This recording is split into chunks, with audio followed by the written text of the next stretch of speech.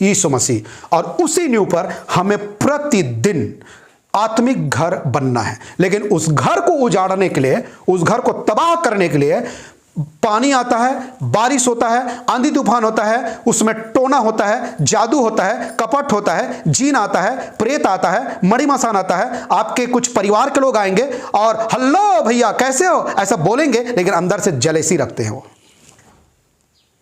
एक लड़की कैसे बर्बाद हो जाए, एक लड़का कैसे लड़की धर के भाग जाए, एक पत्नी बड़ सुंदर दिखते वो कैसे मर जाए, अगर पति बहुत काम करते हो, पति ला में है कैसे ब्रेन वॉश करो में है, कैसे सिगरेट डहार ले गो, इला दारू पिला के आदत कैसे दिलवाऊँ, मोर शरीर के गाली काबर नहीं बके, मोर शरीर कागलो बहु बेटिल काबर गलत दृष्टि से नहीं देखे जैसे मैं देखता हूँ।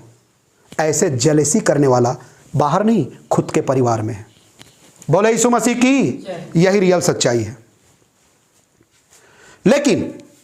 लेकिन यदि आप यीशु के भक्त हैं यदि आप यीशु के भक्त हैं तो एक चीज आपके अंदर में होता है, वो क्या है पता है? वो ये है, बिना वचन पढ़े, बिना प्रार्थना करे, बिना प्रभु से पूछे आप कुछ भी काम नहीं करेंगे। जैसे खेत बोना, खेत काटना, घर बनाना, शादी करना, बेटी को दूसरे घर भेजना, बेटा के लिए बहू लाना, बैंक में पैसा जमा करना, पढ़ाना, नौकरी दिलाना, बिजली का बिल, लाइट का बिल, पेट्रोल का बिल, गाड़ी मोटर लेना, जमीन खरीदना, किसको पूछकर करते हैं? एक मसीह, यीशु मसीह को, परमेश्वर को, जो आपका घर का गवाह है। आमीन, यही सच्चाई है। हालेलुया। जब आप प्रतिदिन आत्मिक घर बनते जाते हो तो उसको ढाने के लिए कभी कभी आंधी तूफान आता है। कहां से? समाज से, गांव से, कभी कभी पत्नी के द्वारा, कभी कभी पति के द्वारा, कभी कभी बच्चों के द्वारा। आज बच्चे कितना हट है, जिद है, घमंडी है।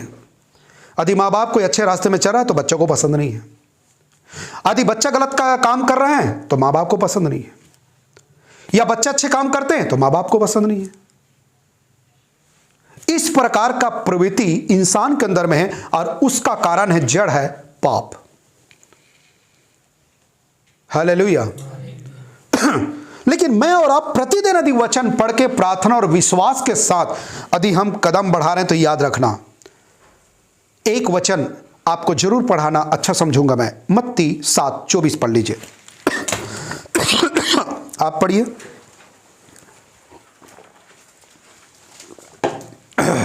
चलिए पढ़िए, क्या लिखा है? पढ़ो जल्दी से। मत्ती 7:24। इसलिए हाँ, जो कोई मेरी ये बातें सुनकर हाँ, उन्हें मानता है वह उस बुद्धिमान मनुष्य के समान ठहरेगा जिसने अपना घर चट्टान पर बनाया। और आगे? और मेघ बरसा और बाढ़ें आई और आंधियां चली और उस घर से टकराई, फिर भी वह नहीं गिरा क्योंकि उसकी नींव चट्टान पर डाली गई थी। बस, थैंक यू सिस्टर। यहां देखिए मेरे तरफ। अब बताओ कितना बड़ा शिक्षा, कितना बड़ा सिद्धांत, कितनी गहरी बात को यीशु मसीह सिखाकर मुझे और आपको गया है। जीवन दाता, जीवन के कर्ता, हमारे धड़कन जो यीशु है वो सिखा के गया है। आमीन, हालेलुया। जब आप खून पसीना मेहनत करके एक एक पैसा को बचा के जब आप अपने रहने के लिए घर बनाते हो, और घर बनाने से पहले आप परिवार मिलकर एक डिसाइड करते हैं, एक निर्णय लेते हैं, उनका एक नक्शा खसरा होता है और आपका बजट कितना होगा, मतलब कितना पैसे से आप बनाएंगे उसका भी चर्चा होता है। और ये सब चीजों को तय करके आप घर बनाने की प्रक्रिया में आगे बढ़ते हो। और जब घर बनाते समय आपका जो नींव है, घर का जो नींव है, हालेलुया, उसको आप मजबूत करते हो, मजबूती से डालते हो। क्यों?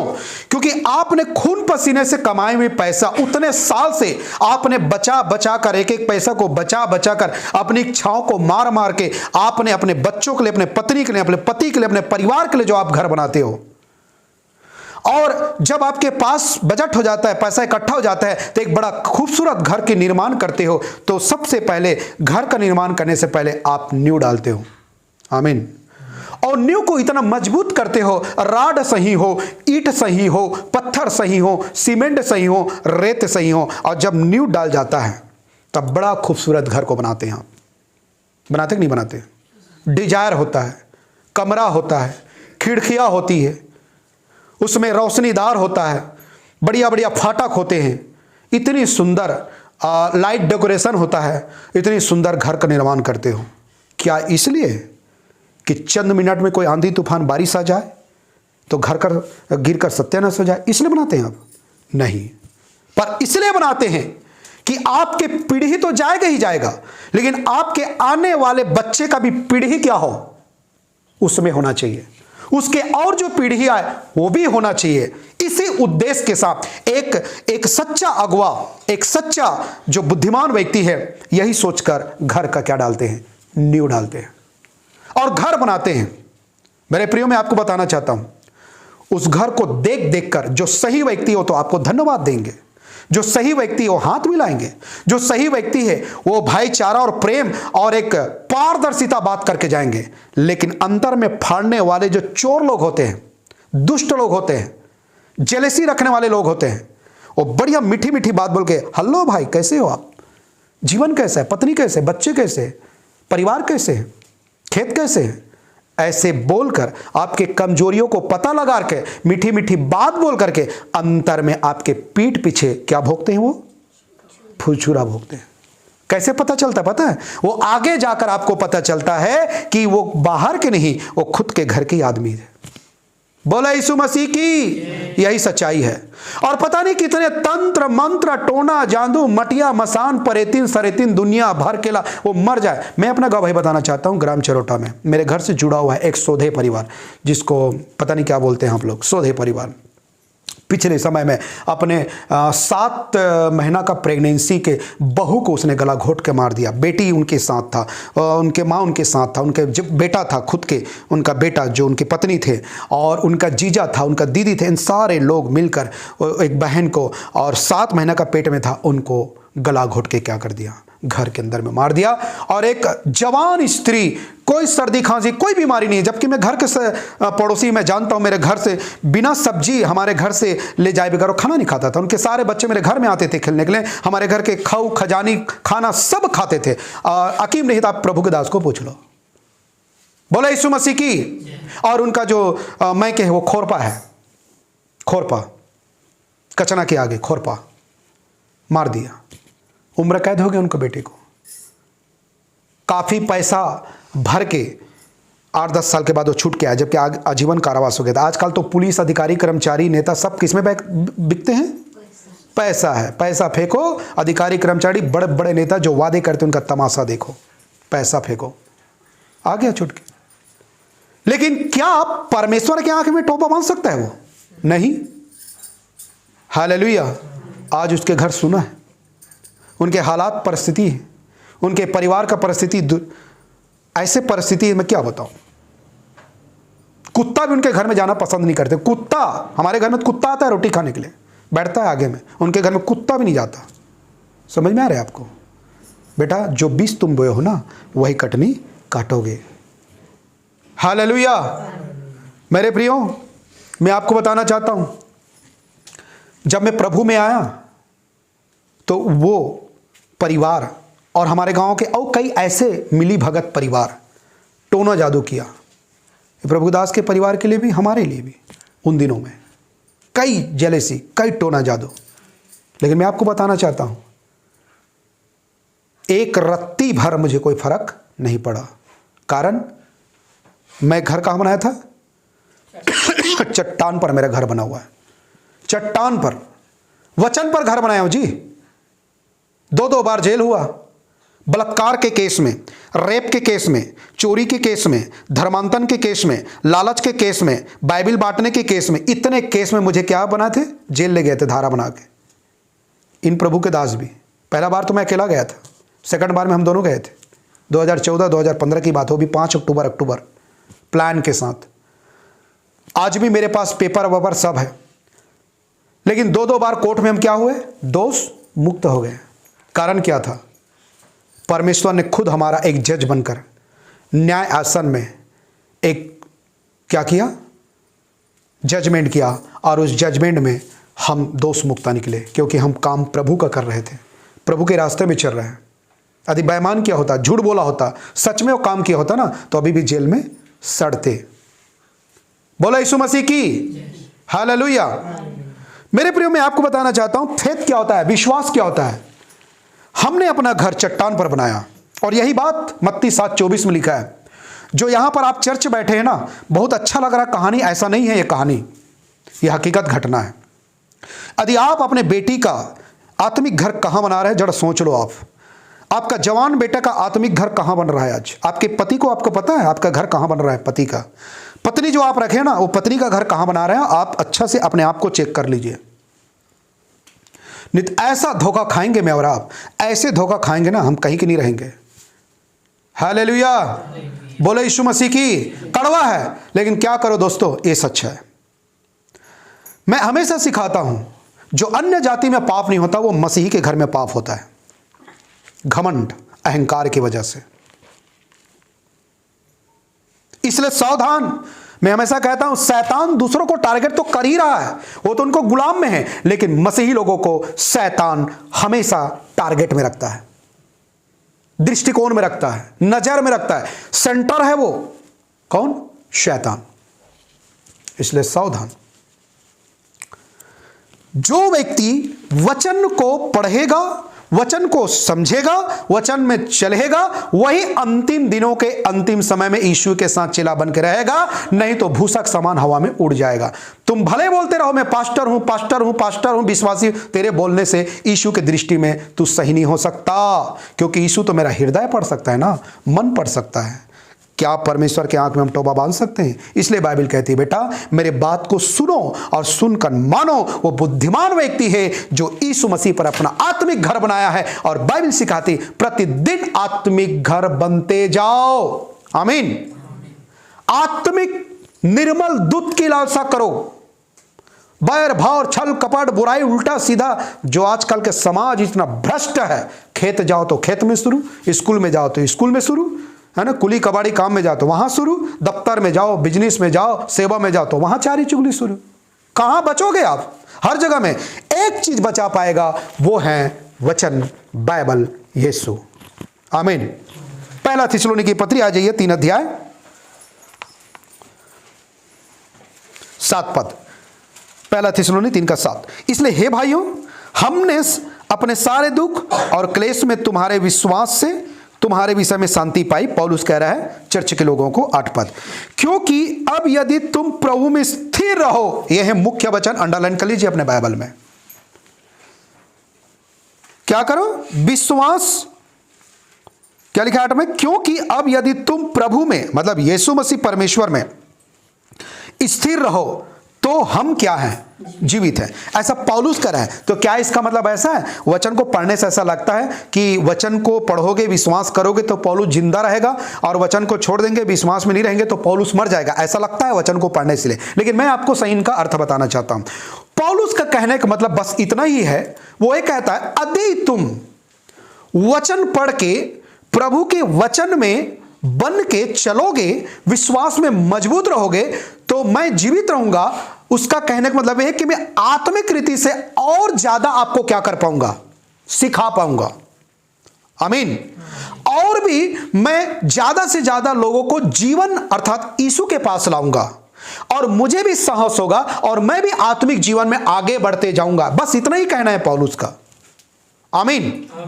आगे कहता है 9 पद, और जैसा आनंद हमें तुम्हारे कारण अपने परमेश्वर के सामने है, आनंद तुम्हारे कारण मतलब चर्च के कारण आनंद है पौलुस को, और पौलुस को अपने परमेश्वर की उपस्थिति में आनंद है, उसके बदले तुम्हारे विषय में हम किस रीति से परमेश्वर का धन्यवाद करें। मतलब पौलुस कहता है मैं किस रीति से प्रभु का धन्यवाद करूं।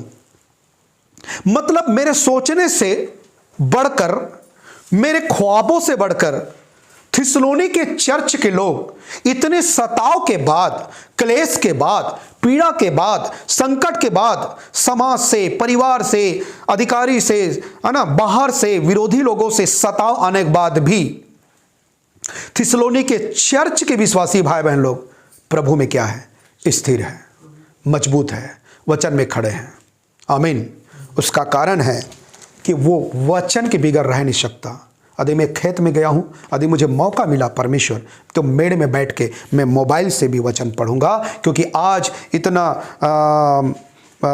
समय आगे चला गया है, साइंस विज्ञान इतना आगे पहुंच चुका है, इंटरनेट के माध्यम से हम मोबाइल में भी वचन पढ़ सकते हैं, हम बेहतर गीत सुन सकते हैं, हम बेहतर प्रभु के दासों को जो अच्छा वचन का ज्ञान और सही शिक्षा देता है उसका वचन भी हम यूट्यूब में सुन सकते हैं। मैं सबका नहीं बोल रहा हूँ, क्योंकि आजकल तो बिजनेस बना के उनका कोई डर भय नहीं है, बिजनेस बना के चल रहा है, कुछ ना कुछ सिखा रहा है, कुछ ना कुछ बोल रहा है। वो अन्य जाति के धर्म से भी बदतर है आज के मसीहत में। हालेलुया। इसलिए आपको साफ सुथरा रहना है, पवित्र होना है, जैसा यीशु पवित्र है। आपके मार्ग बिल्कुल सीधा होना है, जैसा यीशु के मार्ग सीधा है। आपका सोच सही होना है, जैसा यीशु के सोच सही है। आपके भावनाएं पवित्र होना है, जैसे यीशु के भावना पवित्र है। आपके मन शुद्ध होना है, जैसे यीशु के मन शुद्ध है। फिलिप्पी 2:5 में कहता है, जैसा मसीह यीशु का स्वभाव है वैसा भी हुबहू तुम्हारा भी स्वभाव रहो, क्योंकि तुम यीशु के संतान, बच्चे, औलाद, बेटी, बेटा हो। आमीन। कुछ लोग बोलते हैं हम परमेश्वर जैसे कैसे बन जाबो जी? याद रखिए, यीशु मसीह मनुष्य बनकर आया। चाहता तो अपने असलियत में आ जाता ना, तो मैं और आप कहां होते? मनुष्य बनकर आया। यीशु को भूख लगता था, थक लगता था, जब कोई चोट पहुंचाने वाले बात करता था तो दर्द लगता था। यीशु को गाली बकते थे, यीशु को हरामी बोलते थे, यीशु को चोर बोलते थे, यीशु को पाखंड बोलते थे, यीशु को झूठा बोलते थे। क्या उनको दर्द नहीं लगता था? क्योंकि 100% यीशु क्या था? इंसान, मनुष्य, आदमी बनकर आया था, लेकिन वो 100% वो परमेश्वर भी था। फर्क बस इतना था, हम आज के इंसान में पाप है हमारा शरीर में, लेकिन यीशु के अंदर में कोई पाप नहीं था। बस इतना ही फर्क है। वो भी कपड़ा पहनता था, उसका भी नाक था, बाल था, कान था, सब कुछ था मेरे जैसा। फर्क बस इतना है, यीशु के अंदर में पाप नहीं था बस, और मेरे अंदर में, शरीर में आज क्या है? पाप है। बस इतना ही। इसीलिए यीशु मसीह ने मुझे आत्मा में क्या ठहराया? धर्मी ठहराया है। वचन में क्या ठहराया? धर्मी ठहराया है। यीशु अपने लहू से मेरे पापों को क्या कर दिया? धो दिया है। कौन सा पाप? वर्तमान, भूतकाल, भविष्यकाल के पाप को यीशु मसीह ने, जैसा टेबल में दाग होता है हम कपड़े से साफ करते हैं, वैसा यीशु मसीह अपने बलिदान से, लहू से मेरा पाप को पूरा क्या कर दिया? साफ कर दिया है। कोई अगल बगल का अब हिसाब किताब नहीं है। जैसे कुछ लोग, इसके बारे में कुछ लोग गलत शिक्षा देते हैं, इसीलिए आज चर्च के लोग डर जाते हैं, चर्च आना बंद कर देते हैं, वचन पढ़ना बंद कर। हम तो बड़ी भी थन काबर जाबो जी चर्च, ये दे हो गए काम। बोला यीशु मसीह की हालेलुया। प्रिय दोस्तों ध्यान दीजिए, यहां पर जो पौलुस कहता है, मैं किस रीति से प्रभु को धन्यवाद को, इसका मतलब है क्या है?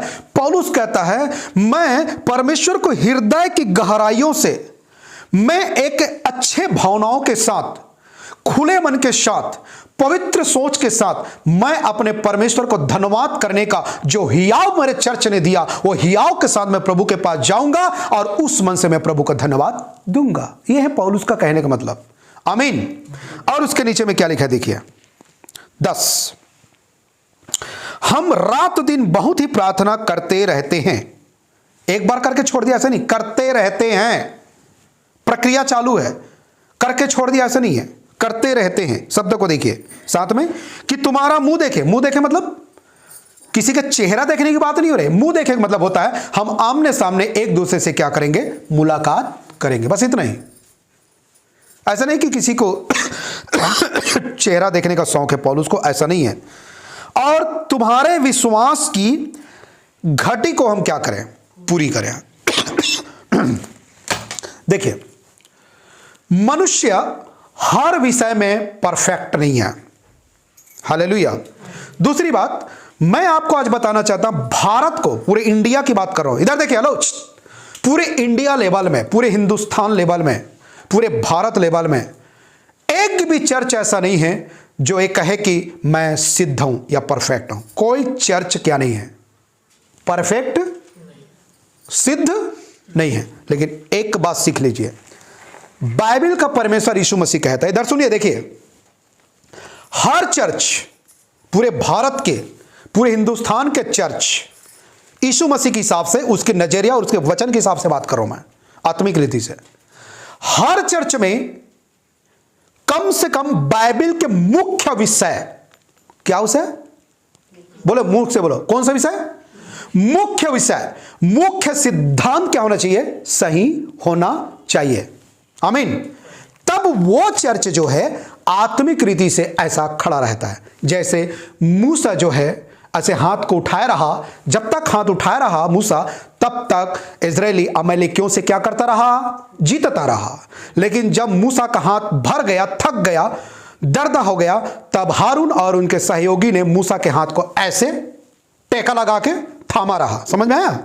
चाहता तो ऐसा जोकर जैसे कभी कभी बाइबल पढ़ता हूं तो बड़ा नाटक जैसा लगता है। अरे भाई ऐसे करने की क्या जरूरत है? क्या परमेश्वर सीधा सीधा नहीं हरा सकता है? हरा सकता है। लेकिन परमेश्वर चाहता है मेरे बेटी बेटा, मेरे प्रजा के लोग, जो मैं कहूं वो आज्ञाओं को मानो, इसीलिए तो मैं तुमको बनाया हूं। प्रभु कहता है मैं तो खाएज बर और डकारे बर थोड़ी बना हूं, मैं बनाया हूं इंसान को अपने समानता स्वरूप में, इसलिए बनाया हूं कि परमेश्वर की ताकत को जानो, अनुग्रह को जानो, न्याय को जानो, पवित्रता को जानो, गुस्सा मेरा क्या है वो भी जानो, प्रेम क्या है वो भी जानो, सब कुछ को जानो। मैं परमेश्वर हूं, इसलिए अपने समानता में मनुष्य को बनाया। टेटका घिरिया मेढक क्यों नहीं बनाया परमेश्वर इंसान को? हेलो, इसलिए कि हम परमेश्वर को जाने, आमीन, उसके अधीन रहे, उनकी बात को माने, इसलिए तो सिरजा है उसने। अब वो ऐसा किया है मूसा, जब तक हाथ ऊपर उठाया है परमेश्वर की ओर, वो युद्ध में जीत रहा है इजरायली लोग। और जब जब उसका हाथ ऐसे होता था, हाथ भर जाता था दर्द में, तब तक इजरायली लोग हार जाते थे। यह व्यवस्था परमेश्वर ने दिया था। ठीक वैसे ही आज मुझे और आपको करना है। कैसे? प्रतिदिन वचन पढ़ के, वचन को पढ़ के, ऐसा नहीं नियम, हाँ पास्टर कहे दही आज एक पैराग्राफ गर गर गर गर पढ़ दिस, का समझे कुछ नहीं, जाके चारी चुगली करत, बीड़ी पिया थे, नशा करा थे, बुरा दृष्टि से देखा थे, झूठ बोला थे, बाप हरागे पैंड में पैसा बोला, चुपचाप बेटा आग चुरा लिस, बेटा बाप पूछते बेटा कहाँ गए, झट से झूठ बोल दिस, मैं वादे करके रहूँगा, पता चलते हो घर में, बेटी झूठ बोल दिस, बेटा झूठ बोल दिस, माँ झूठ बोल दिस, पत्नी झूठ बोल दिस, पति झूठ बोल दिस। मेरे प्रियो, क्या इसका मतलब आप ये साबित करना चाहते हो कि यीशु मसीह के अंदर में दम नहीं है, यीशु के अंदर में सामर्थ्य नहीं है तुम्हारे बेटी की शादी करने के लिए, तुम्हारे बेटा को पढ़ाई करने के लिए? मैं अपने गवाही बताना चाहता हूँ। मेरे पास पूछ लो प्रभु दास को, पुरखौती कोई संपत्ति नहीं है। मेरे माँ बेचारी विधवा था, उस समय प्रभु में थे, तो भी एक स्त्री होने के नाते उसने काम किया। बेचारी जो है जूता चप्पल रिपेयरिंग कर करके एक पैसा बचा के, दूसरे घर के कपड़ा पहना के, खाना खिला के, हम दो भाई दो बहन को पढ़ाया लिखाया जितना उनसे बन पड़ा। एक स्त्री की बात करो, ध्यान से सुनो। तुम लोग कहते हैं ना स्त्री का कर सकते हो, दही का कर सकते, बाइबल पूरा भरा है। जो काम स्त्री ने किया ना बाइबल के अंदर में, पुरुष लोग नहीं किया। बोला यीशु मसीह की मैं आपको प्रोत्साहित करना चाहता हूं। तो मेरे माँ पढ़ाया लिखाया, छोटा मोटा घर बनाया, जैसा भी बनाया, घर बनाया, पढ़ाया लिखाया, कम से कम भीख तो नहीं मंगवाया ना। मेरा मम्मी जो है वो किया। करने के बाद प्रभु में आए। प्रभु में आने के बाद मैं आपको बताना चाहता हूं मेरे प्रियो, एक स्त्री होकर वो मेहनत करके एक सुंदर जीवन को दिया उसने। भले वो संसार में थे लेकिन नहीं जानता था प्रभु को। एक समय में उसने प्रभु को जाना, वो जीवन दिया। प्रभु में आए, भले विरोध किया, प्रभु में आए, वो भी प्रभु में आए, हम सब प्रभु में आए। और मरते दम तक सांस जैसे नहीं छूटा था, सांस छूटने से पहले उनको मैं प्रभु के वचन भी बताया। और मुझे याद है मेरे मम्मी के प्राण छोड़ने से पहले मैं देख नहीं सका उनके दुख दर्द को, थोड़ा दूरी बनाया और जाके फुट फुट रोने लगा। मतलब मेरे रोने को कोई देखे मत, क्योंकि पाखंड लोग होते हैं मसीह लोग, और अन्य जाति जैसा भयंकर रोते हैं अन्य जाति के जैसा, जबकि मसीह लोगों को ऐसा रोना नहीं चाहिए कभी भी। क्यों? क्योंकि मेरा माँ कहाँ गए पता है आपको? कहाँ गए? प्रभु के पास गए। मैं किस बात के लिए रहूं? हाँ, एक शरीर में हूं, बेटा हूं, शरीर में हूं मैं भी, तो एक माया मोह लगा रहता है। रो लो, थोड़ा बहुत रो। अन्य जाति जैसा नाक कान लीकेज करके दिखावा बिल्कुल नहीं रहना चाहिए मसीह लोगों को, ये शोभा नहीं देता है। ये अन्य जाति लोग रोते हैं जिसको कोई आशा नहीं, जिसके पास ना कोई परमेश्वर है ना कुछ नहीं है। तो मैंने अकेला में जाके रोया फुट फुट के। मेरे सासू जी आए और उसने कहा बेटा मत रो करके, मुझे वो हिम्मत दिया थोड़ा से। मैं उसके बाद कभी नहीं रोया उसके बाद। और मैं उनके श्वास छूटने से पहले उनके हाथ दबाया, पैर दबाया, जो मुझे करना था। माँ को मैं लेटरिन ले जाते थे, एक लड़का जात होके, बाथरूम जा लिखते थे, नहलाते थे, सब कुछ किया, उसके बाल संवार, सब कुछ किया। मुझे पता है मैं जो बो रहा हूँ वो कटनी काटूंगा, क्योंकि मेरे बाल पक गए। देख, मैं भी अब बुढ़ा होने वाला, तो मेरे साथ क्या होगा कभी सोचे आप लोग? आपके साथ क्या होगा? आपके बच्चे क्या करेंगे? हेलो प्रिय दोस्तों, रास्ता साफ करके मरिएगा, रास्ता साफ करो और साफ करके मरो, ताकि आप और आपके बच्चे उसमें रहेंगे। चले, आमीन। लालच में मत आना संसार के जैसा, कुछ भी करके बद धन इकट्ठा करना है, कुछ भी हो जाए, गला घोटो, झूठ बोलो, चोरी करो, मारो पीटो, नहीं, प्रभु हमको ऐसा शिक्षा नहीं देता है। मेरे प्रियो, मैं आपको बताना चाहता हूं, कभी हम लोग एक आध बार कोई घर में प्रार्थना में नहीं बैठते थे, घर की बात कर रहा हूं, तो मेरे मम्मी बातें थे, आज कहा होगे तुम अल्लाह कैसे नहीं बैठा तो प्रार्थना में, कैसे होंगे हाथ हंस? ऐसे माँ, एक बुजुर्ग माँ, वो माँ के बहू को बोलते थे, बेटा को बोलते थे, नाती को बोलते थे, ऐसे माँ होना चाहिए। हालेलुया। कुछ भी करा तो फट से मुझे डांटते थे, बहू को डांटते थे, मैं भी मम्मी को डांटता था जब गलत देखते थे। एक दूसरे से हमको सुधार होता है और सीखते हैं। ऐसा नहीं कि माँ हरे सियान हरे कुछ भी बोलो और चुपचाप चले जाओ, इसका मतलब है तुम्हारे अंदर में आत्मा नहीं है, फिर तुम मसीह लोग नहीं हो सकते। फिर गलत कोई भी हो, हमको बोलना है, डांटना है, प्रेम भी करना है। ऐसा वो मम्मी करते थे। और सबसे आइडिया, सबसे गुड बात क्या है, जब वो डेट हुआ उनका, मर गया, वो प्रभु के पास चला गया, उसका डेड बॉडी पड़ा है चिरौटा गांव में। चिरौटा गांव हंगामा कर दिए, ईसाई बन गए हैं, ईसाई मुर्दा को गाड़ने नहीं देंगे हिंदू कब्रिस्तान में। ओ बहुत, मैं भी जीत में था, मैं ठान लिया था मन में, लाश को बीच रोड में रखूंगा और क्या करूंगा, चक्का जाम। क्या करूंगा? मैं भी देखूंगा वचन में कितना दम है। मैं गांव वालों को बोला, मैं तो छोड़ के आ गया, आप लोग शायद देखेंगे नहीं देखे मैं नहीं जानता, मैं तो लाश को छोड़ के आ गया कब्रिस्तान से। छोड़ो, हटाओ, हमको आप गाड़ने नहीं देते, हमको मारने के लिए आ रहे हो, गाली बकते हो, हम क्या कर सकते? पुलिस वाले थे, पुलिस वाले पहरा दे रहे हैं, पहरा दे 2 बज गए रात। कहाँ पड़े लाश? कब्रिस्तान में। हम घर में आके पंचायत सगलाए, अधिकारी आके, तहसील आके कहते सुन ना यार, मान तो ले यार, मान तो ले यार, तो प्राइवेट जगह में तो कर दे यार, हम तो 15 दिन में तो वादा करा था तो गांव में कहा दे वो कब्रिस्तान, वो दुनिया भर के। मेरा एक सीनियर पास्टर है, जीजीपी पॉल, जगदलपुर में रहते हैं, वो मुझे कहा अब इतना तो हो गया, आप वो लोग तो प्रॉमिस भी कर रहे हैं और रात भी हो गया, अब तो डेड बॉडी में बदबू भी आ सकता है, काफ़ी टाइम हो गया है, तो उसने बोला अब चलो कर लेते हैं। तो बाकायदा एप्लीकेशन हम लोग लिखा, वहाँ पर टीआई, पुलिस, अधिकारी, कर्मचारी सब स्पेशल साइन, सील, मोहर, आज भी है वो कागज़ मेरे पास। हम 15 दिन के अंदर चिरौटा गांव में तुमको क्या देंगे? कब्रिस्तान। आज तक नहीं मिला, झूठ, आज तक नहीं मिला, लेकिन मुझे पता है परमेश्वर अपनी इच्छा और समय में देगा। मुझे उन लोग उनके कहने पे नहीं जाना, मुझे पता है मेरा परमेश्वर क्या कर सकता है, लेकिन मैं तो हक के फिर भी लड़ाई लड़ूंगा। आमीन। और आज भी हक के हम लड़ाई कर रहे हैं। तो मेरे मम्मी की मृत्यु में घर वाले कोई मरते हैं तो उनका बेटी बेटा कंधा देते हैं ना, मेरा मम्मी को स्पेशल, जैसा कोई आर्मी में डेट होता है आर्मी में, तो उसका कैसा क्रियाक्रम करते हैं बाकायदा, बोलो ना जी, राजकीय सम्मान के साथ। मेरा मम्मी को भी कंधा कौन दिया पता है? टीआई, पुलिस अधिकारी लोग बाकायदा कंधा में ले जाके यहाँ से लेकर 1 फरलांग तक अतना पानी में, रात को 3 बजे सिटी पानी गिरा थे, चिखला मट्टी, भैंसा सरी खापरे अधिकारी मन, सांस भर के पुलिस वाले मन के लाश ला लेगत ऐसे करे मन, अच्छा है यार ते चभर कुकुर मन भागते नहीं, ऐसे भागे।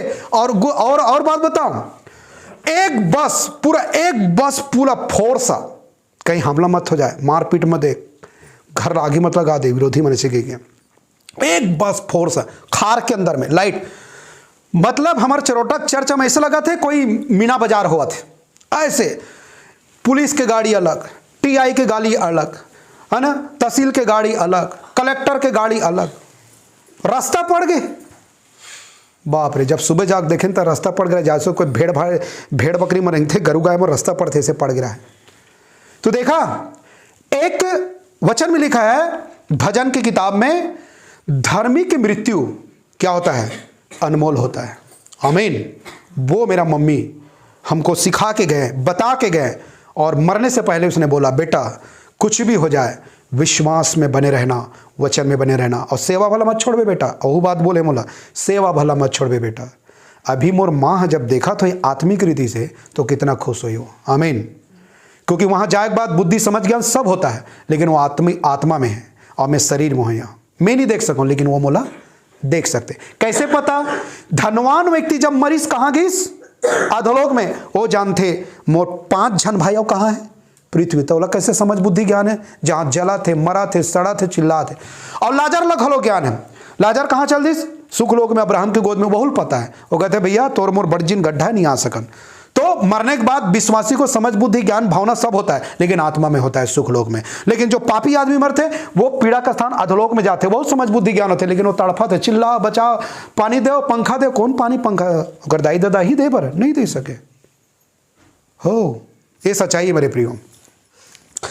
तो मैं ज़्यादा नहीं बोलूँगा। मेरा वीडियो रिकॉर्ड हो रहा है वो लंबा हो रहा है, तो मैं ज़्यादा नहीं बोलूँगा। आप मेरा एक चीज़ कर सकते हैं, आपको कोई सवाल का जवाब चाहिए तो आप मोबाइल में जाना, यूट्यूब में अशोक खरे हिंदी बाइबल सर्च करना, आप मेरा पूरा वीडियो आ जाएगा और हर सवाल का जवाब आपको मिलेगा। कम से कम मुझे प्रभु के सामने जो लक्ष्य बनाया हूँ, लगभग प्रभु का अनुग्रह हो तो मैं 500 वीडियो अपलोड करूँगा। कितना? 500। हर बारीकी से बारीकी, हर विषय डालूंगा मैं। लड़की लड़का, टोना, जादू, स्वर्ग नरक, हर चीज का वीडियो डालूंगा धीरे धीरे। पूरे इंडिया में जाए, विदेश तक जाए। लेकिन मैं सब्सक्राइबर बढ़ाने के लिए नहीं, फेमस होने के लिए नहीं। हो सकता है इस वचन से, इस टीचिंग से, प्रीचिंग से किसी का मन बदल जाए, जीवन बच जाए, गलत रास्ता से सही रास्ता में जाए, प्रभु को जाने, ग्रहण करे। यदि ग्रहण किया तो आगे बढ़े। बस मेरा ये मतलब है। आमीन। तो मेरे प्रियो, पहला थिस्सलुनीकी निकालिए, वहीं पर एक और वचन है, वो बोल के मैं समाप्त करने वाला हूँ। समय ज़्यादा हो गया, सॉरी, माफ़ करिए। पहला थिस्सलुनीकी की पत्री जो हम निकाले थे, एक वचन बोल के मैं समाप्त करूँगा। कौन सा है वो? 3 अध्याय, उसी का 3 अध्याय 3 पद। देखिए क्या लिखा है कि कोई इन क्लेशों के कारण डगमगा ना जाए, क्योंकि आप जानते हो कि हम इन्हीं के लिए ठहराए गए हैं। आमीन। मतलब क्या? जब तिमुथियुस को पौलुस पत्री लिखते समय, पहला तिमुथी के पत्री 4 अध्याय में क्या लिखा है? तू सुसमाचार का क्या कर? प्रचार कर। और सुसमाचार के लिए क्या उठा? दुख उठा। आज के पास्टर के पास देखना, जो झूठा पास्टर, उनके पास देखना, बड़ा बड़ा बिल्डिंग, टाइल्स, पुट्टी, शीशा का, बकायदा ऐसी कार, एक कार नहीं कई कार। उनका पत्नी जो है हफ्ता में 4 बार कहां जाता है? Beauty parlour. उनका बेटी छोटा कपड़ा पहन के वो जा रहा है और कई लड़कों को पाप में गिराया, कामुकता। किसका घर की बात कर रहा हूं? पास्टर के घर की। तो जैसा गुरु वैसा चेला। विश्वासी लोग भी ऐसा है। ऐसे आपको इंडिया में आपको बहुत से मिल जाएंगे। और मैं विदेश के पास्टर की बात करूं तो वो पास्टर के पास तो हेलीकॉप्टर भी स्पेशल है, प्राइवेट। जबकि बाइबल में यीशु का जितने भी चेले थे वो सब क्या थे? गरीब थे। क्या थे? अब मेरा कहने का मतलब ये नहीं कि यीशु मसीह गरीब रखना चाहते हैं, नहीं। यीशु मसीह आपके हर आवश्यकताओं को पूरा करेगा, लेकिन ध्यान रखिए, आपकी इच्छा पूरा करने के लिए यीशु मसीह नहीं आया, लेकिन आपकी आवश्यकताओं को पूरा करने के लिए यीशु मसीह आया है। समझ में? इच्छा और जरूरत में क्या है? अंतर है। हेलो, इच्छा और जरूरत में क्या है? अंतर है। तो इस बात को समझिए मसीह लोग। तो मैं ये नहीं कह रहा हूं हमारे पास घर, रोटी, कपड़ा, मकान, गाड़ी सब होना है, पर कैसा? परमेश्वर की इच्छा में और आपके जरूरत के हिसाब से। तो मैं ये बोल रहा था तो जो झूठा पास्टर, झूठा विश्वासी है, झूठ बोल के, बेईमानी करके, चोरी करके, है ना, कोई बोलता है बेटा भैया सर मेरा बेटी को नौकरी में लगा ले, मेरा बेटा को नौकरी, हाँ 2 लाख रुपए लगेगा, हाँ ठीक है 2-3 लाख रुपए ले लो, मेरा बेटी को नौकरी में लगा। एक मसीही व्यक्ति बोल रहा है घूस दे के। झूठ। याद रख, नौकरी भले लग जाएगा बेटा, लेकिन तेरे बच्चे और तेरे आने वाले संतान के लिए तू गलत बीज बो के जा रहा है, क्योंकि परमेश्वर की इच्छा नहीं है। बल्कि प्रभु को पूछना चाहिए, प्रभु मेरा शादी कैसे होना चाहिए, मेरा पार्टनर कैसा होना चाहिए, मुझे कौन सी नौकरी करना है, मुझे कितना पढ़ाई करना है, मेरे घर कैसे होना चाहिए, मुझे कौन सा जॉब दे रहा है, मेरा सेवा कैसा होना चाहिए। क्या आपने प्रभु से पूछा? और पूछा तो क्या धीरज धरा, वेट किया प्रभु का? नहीं किया, अपने मनमानी चला गया। हाँ वो पास्टर बढ़िया थी, गोरा है, बहुत अच्छा बोलते, अच्छा सुंदर दिखते, वो पास्टर के पास बड़े घर होकर कार होकर जाओ, वो पास्टर का झोपड़ी है, जंक वाला साइकिल होकर नहीं जान। या किसने कहा आपको जन्मन करने के लिए? क्या आपके अंदर में बस रहा पवित्र आत्मा ऐसा सिखाता है? झूठ, फ्रॉड, ये है सब गलत शिक्षा, दुष्ट आत्माएं की शिक्षा, ये बाइबल की शिक्षा हो ही नहीं सकता। इसलिए प्रिय दोस्तों, भरारी के चर्च के लोग अच्छे हैं, कृपया ध्यान दें, आशीषित रहें, वचन में बढ़िए, दुख उठाइए, प्रभु के लिए वचन में खड़े रहें, अपने अपने परिवार के लिए अनंत काल के लिए जियो और